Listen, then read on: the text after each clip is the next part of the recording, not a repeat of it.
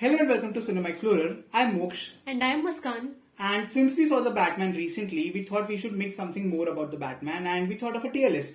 So we'll be making a Batman villains tier list of all the Batman films we have seen. And just a disclaimer, this is completely our personal opinion, so just don't come after us. And we will be doing this in a chronological order, so we are starting with Tim Burton's Batman. So the first villain is Joker, played by Jack Nicholson. And I really liked him a lot. I think he was very wacky, he had a lot of fun, he was very entertaining in it.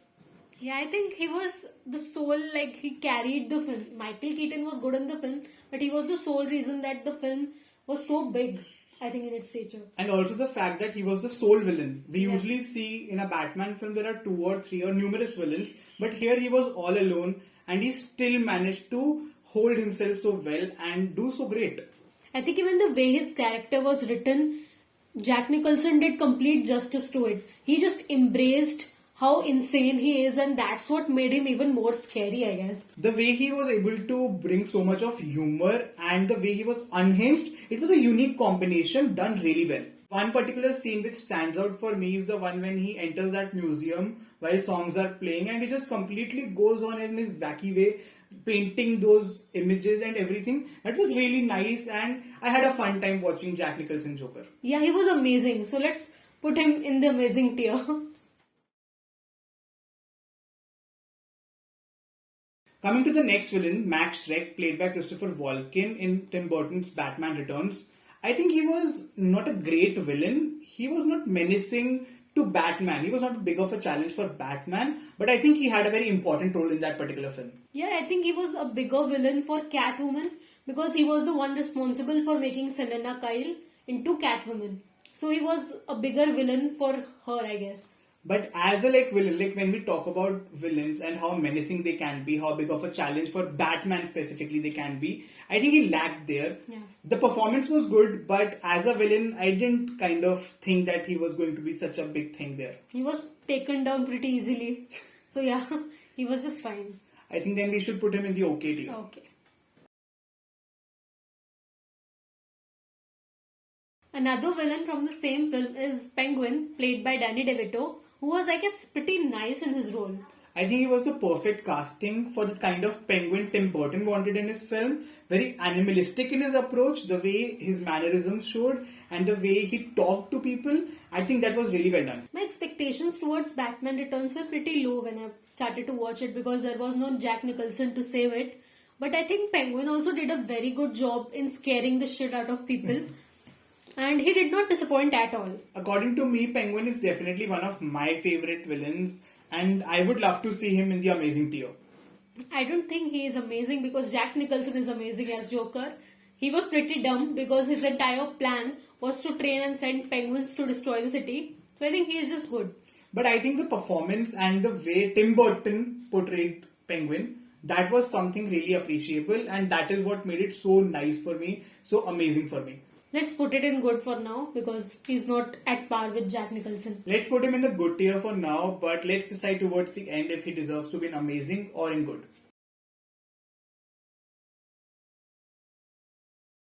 Now let's talk about the best Catwoman of all time, Michelle Pfeiffer, who was just amazing in her role. She was very seductive, very sensual, intelligent, dangerous, and according to me, she was the perfect nemesis for Batman.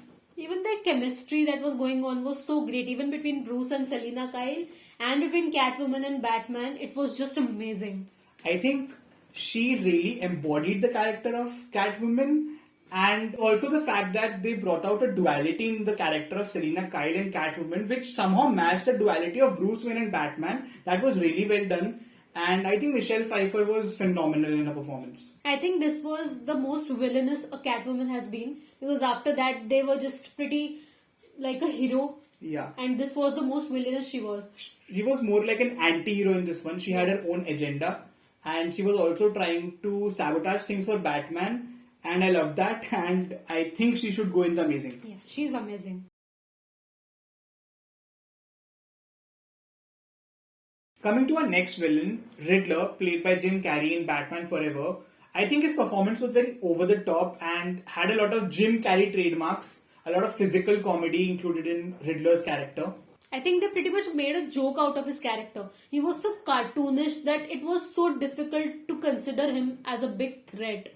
I think Riddler as a character is very intellectual, and even though Jim Carrey shows sometimes that he's very intellectual, he was very wacky and he was having a lot of fun, and he made sure audience were having a lot of fun during his performance. But I didn't think that Riddler should be like that.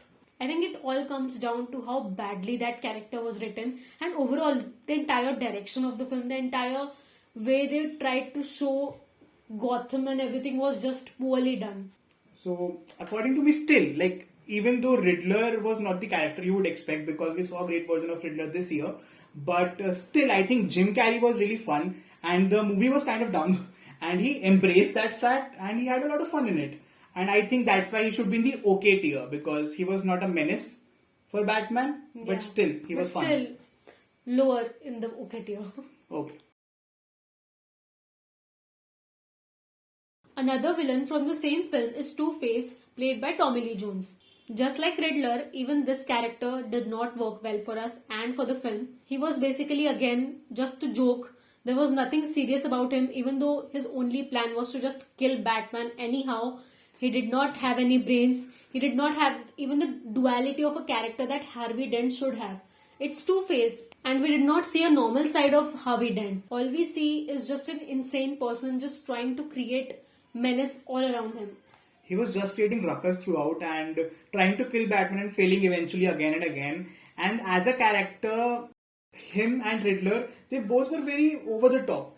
And they felt like they were trying to make them into a Joker of sort, and that didn't work. Tommy Lee Jones as an actor did fine, but the character of Two-Face here was very bad, very dumb. And I think he should go in the meh tier. Yeah.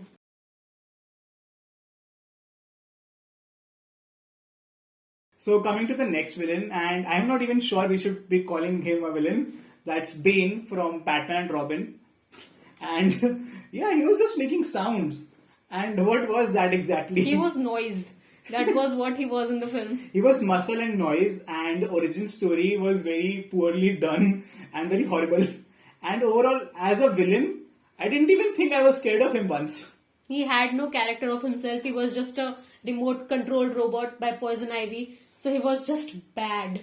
And he was just shouting, throwing people, and overall it was a mess of a character and a mess of a film. And I think he should go in that special category we made, the bad shit category. Coming to the next villain in the same film, it's Uma Thurman playing the role of Poison Ivy. And I think her character had a lot of potential. The way she was trying to mentally weaken Batman and create a rift between Batman and Robin, that was something unique and could have been done in a much better way. But I don't know, I think she didn't work for me. I never completely understood her motivations. In the beginning, she wanted to save nature, Mother Earth, and then towards the end, she was just crazy for Freeze. That made no sense at all, just like her character. I think the way she portrayed it, she was seductive. That was one thing required from a character. But still, the way it was ended, to the way she was defeated, it was funny. It was nonsensical. She was trapped in the same flower that she used as a throne. That made no sense at all. And once again, just like the film, her character was kind of, and she should be going in the bad shit category for me.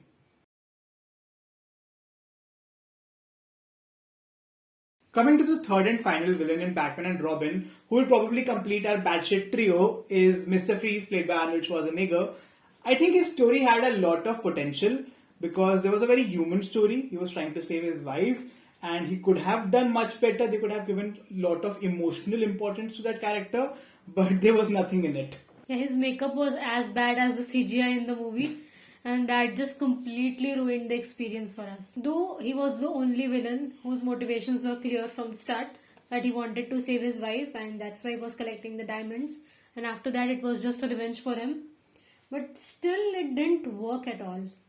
I think Arnie was not able to make it work because the story had potential, as I said, but still I think he was one of the worst villains and that is why he deserves to be in bad shit category.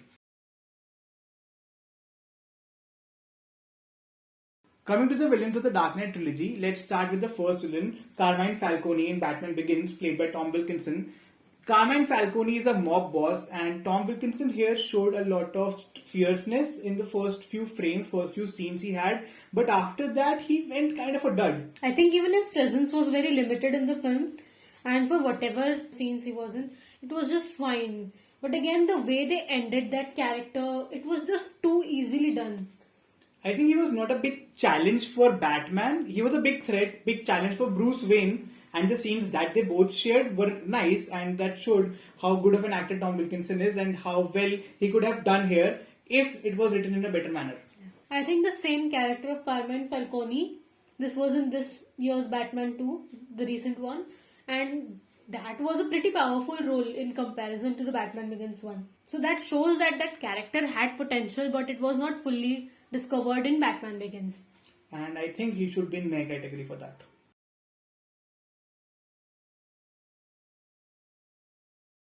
Now coming to the next villain from the same film, Batman Begins, that is the Scarecrow, played by Cillian Murphy, who was just amazing in this role, and his role in the next films, which was a little bit of a comic relief, but in this one, he was really threatening. I think it was very scary, and when we look at the fact that before becoming Scarecrow, whenever there were scenes of him working with Falcone, I think they were really well done, and that showed what potential his character had. And especially he challenged Batman quite a lot in that particular film, and he put him towards the edge. He set him on fire. So yeah, he was scary. He was a very worthy competitor, very intellectual, very scary as you said, and I think if they wouldn't have reduced him to just a comic relief, he could have played a part in the subsequent films. But yeah, I think he was really good, and he should be in the good tier.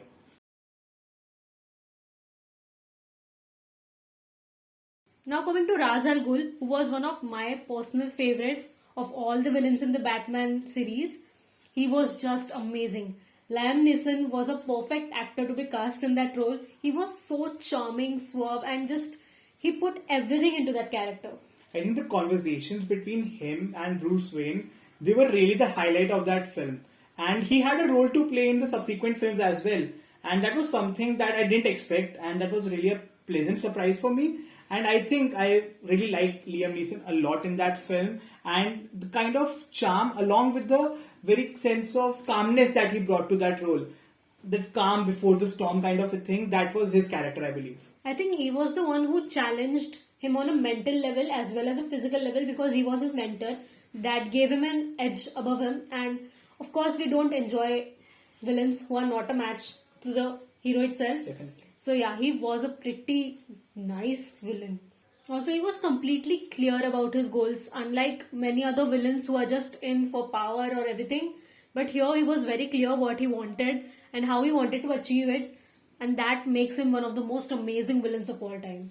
So where should we put him? I think he deserves to be in the top of amazing tier.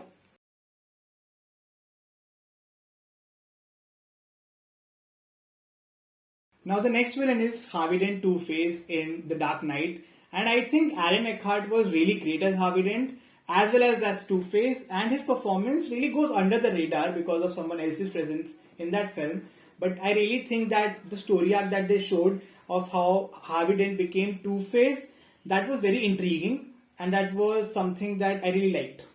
I think he doesn't get enough credit for what he did in that film because he was really amazing. And he was the one who really shaked things up. Even for the future films, he was the one in a way who had the most impact on Batman's life even after the film. But I think he died too early. I would have loved to see more of Two-Face because I think he really embraced that side of Harvey Dent's character. And I would have loved to see him more. But I still believe he was a really great villain and he should be in the amazing tier. Yeah, definitely. He deserves to be in the amazing because as we were talking about the earlier Two-Face, that was one thing that was missing. There was the duality of his character, which was shown pretty perfectly in this one. So yeah, he's going in amazing.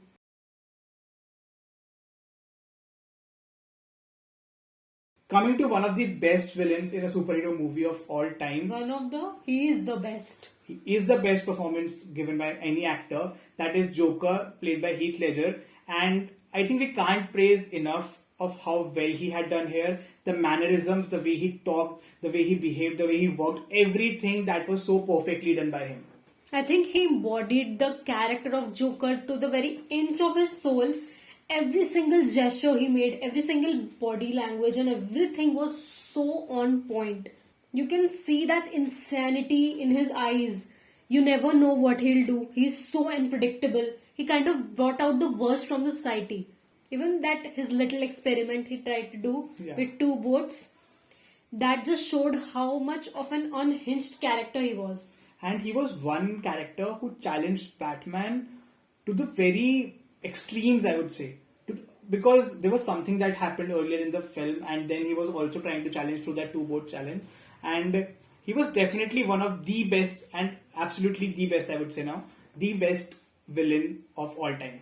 I think that was the reason why even Batman had to sacrifice himself in a way so that Joker can't win, because what he stood for was just unimaginable. And that is why they had to keep the real identity of Harvey Dent, Two-Face, even after he died, and that played a real big part in the third film as well. And that is why there is one particular tier that we made especially for Joker, and that is the all-time great. Because it deserves to be right up there.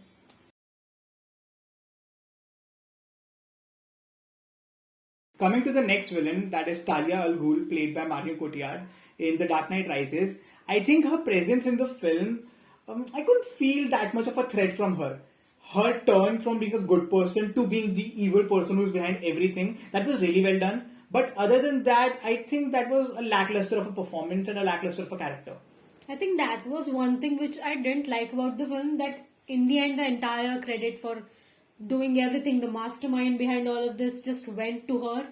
Whereas in the entire film, during all the length, we thought that Bane was the one doing everything, and that just reduced his importance and made her so important in the film. She was just trying to do what her father had started by destroying Gotham City, and I didn't think that she was either fierce, maybe had that charm that Ra's al Ghul had, and that is why I felt that she was kind of a dud. I think even her screen time was so limited, we couldn't see any of her as a villain, and that is what just reduced her importance, I think. And that is why she should be in the mid tier.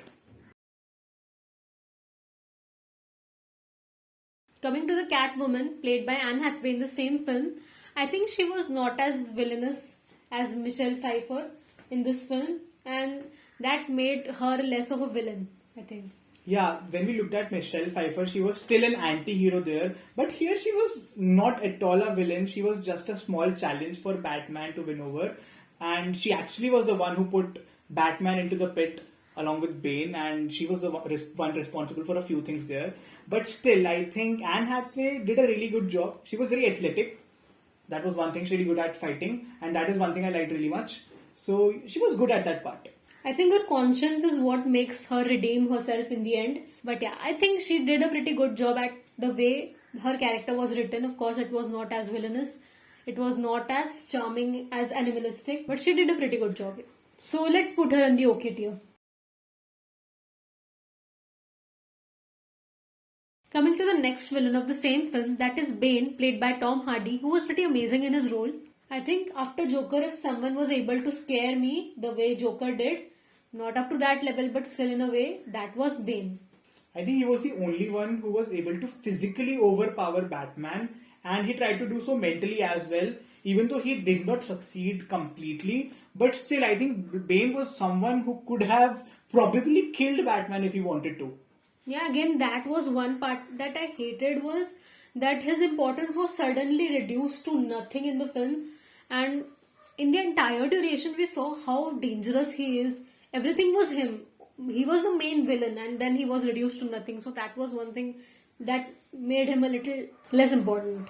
I didn't like his death scene specifically. I didn't like the way he died. It was very sudden. And I think a character like him, the power that he had, the persona that he had, he deserved to be killed in a better manner. So I think he should be in the good tier. Yeah, he was pretty good.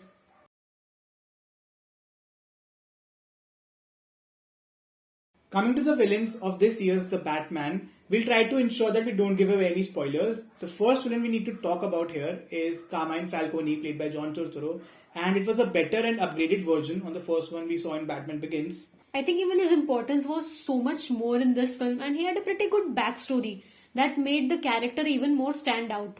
I think he was a kind of Falcone, the kind of crime boss ruling over Gotham in a way that I expected to see. and that was a really good performance by Turturro here as well. And I think that elevated that particular character much more. So I think he deserves to go in the good tier. Yeah, he definitely does. Coming to the next villain in this film, Catwoman, played by Zoe Kravitz. I think she was the least villainous of all the Catwoman versions we have seen till now, but she was pretty great at it. I loved the way she was walking in the film. It was so much like a cat. That was the one thing she was supposed to achieve. And her performance was really, really great. I loved it. And I think the chemistry also between Batman and Catwoman it was through the roof in the theaters. I really loved both of them together. And I think she is one Catwoman we'll definitely get to see in future films probably. Yeah, that is rare because even Michelle Pfeiffer and Anne Hathaway, both of them appeared just in one film. And this is where that can change, that Catwoman might be appearing in more than one film, and we would really love to see that. I think the only villainous side she had was that she was a thief, and she was very vengeful, even more than the Mr. Vengeance himself. Yeah. So that's what makes her a little villainous, but still, she was just amazing. So I think considering all that and considering that she was not that big of a villain, let's put her in the good tier. Now coming to the best villain of this film, the Batman, it was Paul Dano as the Riddler, who wasn't physically threatening to him, but he challenged him so much on a mental level. And that is what I think the Riddler should have been, unlike Jim Carrey, who was just a joke of it. I think he was really smart, really intellectual, and the way he tried to complete his own vengeance was in a very horrifying way. And the way he played with the Batman using his riddles, that was so brilliant, and that was something that I would have loved to see Jim Carrey's Riddler do, but we couldn't get that. I think even his backstory was so strong in the film, it reminded me of a scene in High and Low. Yeah. And that was just the power he had over Batman, over Gotham. And this Riddler was very modern. Yeah. He used modern ways, modern technology. I mean, he had 500 followers on the internet who wanted the same things that he wanted, and that was very scary in its own way. Even though 500 does not sound like a big number, but when you think that they're operating at the same mental level, same insanity, that becomes kind of a scary thing, and that was very well portrayed in this particular film. Even the performance by Paul Dano was so strong in this film. Even when he was not appearing on screen, it was just a masked person. His heavy breathing, his mannerisms, everything was so chilling. And that made this particular experience of watching the Batman so much more better. And I think that is the reason he should be in the amazing tier. He is definitely one of the best villains in the Batman franchise ever. Coming to the last villain of the day, that is Penguin from the Batman, played by an unrecognizable Colin Farrell. It was just an amazing performance. I think I didn't expect him to be so much funny. We had seen Danny DeVito's animalistic version of Penguin, but this one was a little different take, and it was really fun to see that. What I loved even more about his character was the attention to detail. Like in one scene when his feet are all tied up, he's actually walking like a penguin. And that was really fun to watch. But I think his importance was a little less in this film. I expected him to be very scary, very threatening villain. But it seems that his importance is going to increase in the future films of the franchise. And I think that particular approach that he has during this first film, and if he continues with that and adds a little bit of an unhingedness and animalistic approach, similar to Danny DeVito, he could definitely become one of the best villains of all time. But right now, I believe that he should be in the good tier. Yeah, there's much to see of him in the future films. So let's put him in good tier for now. So we have placed all the villains in their particular tiers. So let's just take a look and decide if we want to change something. So we have Joker in the all-time great category, and I think he cannot be displaced from that particular tier. At the top of amazing, we have Ra's al Ghul, and I think he should be there. Yeah. Followed by Jack Nicholson's Joker. Then, for me, I think it should be Riddler in the third place. I think he deserves to be even above Jack Nicholson's Joker, don't you think? But I think Jack Nicholson's Joker is kind of an iconic performance, and maybe in a few years' time, Riddler may just displace him, but not right now. Then we have Michelle Pfeiffer as Catwoman and Harvey Dent in the amazing category. I think it should stay like that because Michelle Pfeiffer was much better for me. Then we have Penguin, that is Danny DeVito, at the top of good, followed by Scarecrow, and then Bane. I think Bane should be above Scarecrow Yeah. at least. He was more scary. Then there's John Turturro's version of Carmine Falcone, Zoe Kravitz's Catwoman, and Penguin played by Colin Farrell. I think Penguin should go a little up. I think Penguin can go above Scarecrow here. And Scarecrow then followed by Catwoman and then Falcone or Falcone before. Falcone should be before. Because Catwoman is not that big of a villain. Yeah, that's true. Coming to the okay tier, Max Shreck is at the top of okay, followed by Riddler and Anne Hathaway's Catwoman. I think that's pretty much fine. Yeah. And in May, it's Tommy Lee Jones' Two-Face, Carmine Falcone, and then Talia al Ghul. I think Talia al Ghul was better than Carmine Falcone in that particular way. Yeah, we in see that it. film, yeah. And the last category, I don't want to talk about batshit category. Let's put them all in last if that's possible. I don't think that's possible, but yeah, they all were batshit. So this was our tier list of all the Batman villains we have seen till now. Let us know in the comments below who is your favorite Batman villain. And don't forget to like, subscribe and support this channel. See you next time.